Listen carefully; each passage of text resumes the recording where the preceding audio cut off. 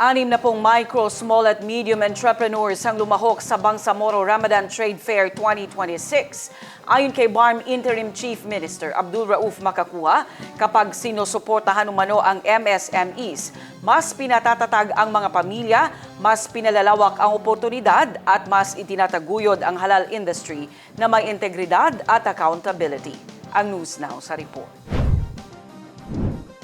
Pormal nang binuksan ng Bangsamoro Ramadan Trade Fair 2026, araw ng Lunes, February 16, sa pangunguna ni BARM Interim Chief Minister Abdul Rauf Makakua kasama ang Ministry of Trade, Investments and Tourism.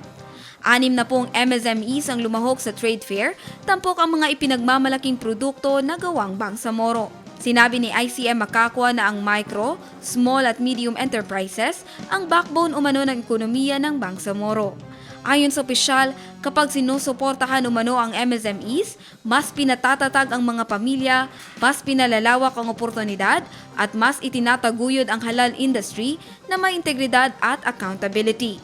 Nanawagan naman si ICM Makakua na patuloy na magtulungan at patuloy na iangat ang isa't isa upang makamit ang isang tunay na inklusibo at sustainable na Bangsamoro. Jen Garcia, iMinds, Philippines.